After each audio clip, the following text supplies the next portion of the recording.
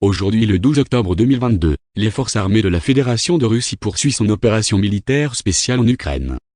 Dans la direction de Kupiansk, les principaux efforts des forces armées ukrainiennes au cours de la journée se sont concentrés sur la prise de la colonie de Kislovka, qui a été attaquée simultanément par les forces de 3 groupes tactiques de la compagnie ukrainienne et des mercenaires étrangers depuis 3 directions. L'ennemi a réussi à pénétrer les défenses et atteindre la périphérie ouest de la colonie. Avec les actions actives de nos troupes et le feu concentré de l'artillerie russe, les unités ukrainiennes ont été chassées de la périphérie de Kislovka, dispersées et renvoyées à leur position d'origine. La position des unités russes le long de la ligne de front a été complètement restaurée. En outre, l'ennemi a tenté sans succès d'attaquer avec des forces allant jusqu'à 3 compagnies en direction des colonies de Tabavka, d'Orlianka de la région de Kharkov et de Kuzmovka de la République populaire de Louhansk.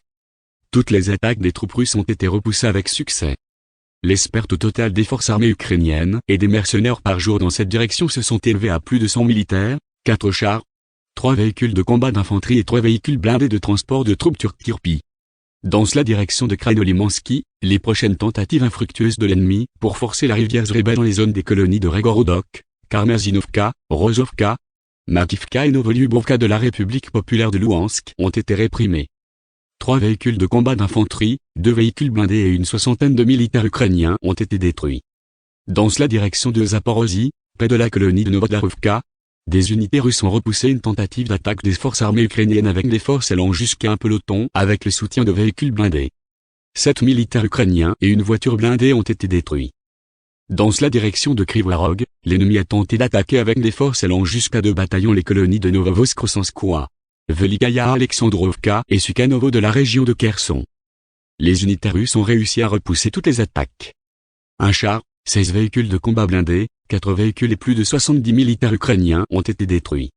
Dans la direction d'Andrivski, les troupes russes ont infligé une défaite par le feu aux unités avancées des forces armées ukrainiennes pour attaquer en direction des colonies de Kostromka et d'Inchechenko, dans la région de Kherson. 2 chars, 3 véhicules blindés, 5 camionnettes et plus de 90 militaires ukrainiens ont été détruits.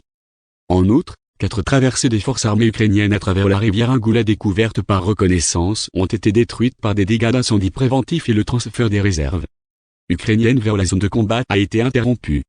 Les frappes de l'aviation opérationnelle et tactique et de l'armée, des troupes de missiles et de l'artillerie ont frappé les postes de commandement des forces armées ukrainiennes dans les zones des colonies de Velikaya Kostromka dans la région de Dnipropetrovsk, Konstantinovka de la République populaire de Donetsk et Lesino dans le Zaporozhye région, 41 unités d'artillerie en position de tir, effectifs à équipement militaire dans 156 zones.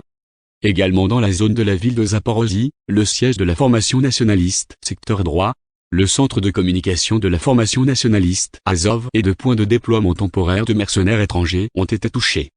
Dans la zone de la ville de Nikolev, une installation de stockage de carburant pour le matériel militaire ukrainien a été détruite. Dans la zone de la colonie de Shevchenkovo, dans la région de Mykolaïv, le système ukrainien de missiles anti-aériens Buk-M1 a été détruit. 2 avions de chasse des forces aérospatiales russes ont abattu un avion Su-24 de l'armée de l'air ukrainienne au-dessus du village de Kristoforovka, dans la région de Mykolaïv. De plus, un hélicoptère ukrainien Mi-8 a été abattu près du village de Velika Alexandrovka dans la région de Kherson. Au cours de la journée, 4 véhicules aériens sans pilote ukrainiens ont été détruits au moyen de la défense aérienne dans les zones des colonies de Novaya Kamenka, Sadok, région de Kherson, Yavkino, région de Nikolaev et Polno et de la République populaire de Donetsk. 12 obus du système de lance-roquettes multiples HIMARS ont été interceptés dans la zone de la colonie de Burgunka, de la région de Kherson et de la centrale hydroélectrique de Kakhovskaya. Au total, depuis le début de l'opération militaire spéciale, ont été détruits 319 avions, 161 hélicoptères, 2199 véhicules aériens sans pilote, 380 systèmes de missiles anti-aériens, 5677 chars et autres véhicules blindés de combat, 868 lance-roquettes multiples de combat véhicules, 3465 canons et mortiers d'artillerie de campagne, ainsi que 6496 unités de véhicules militaires spéciaux.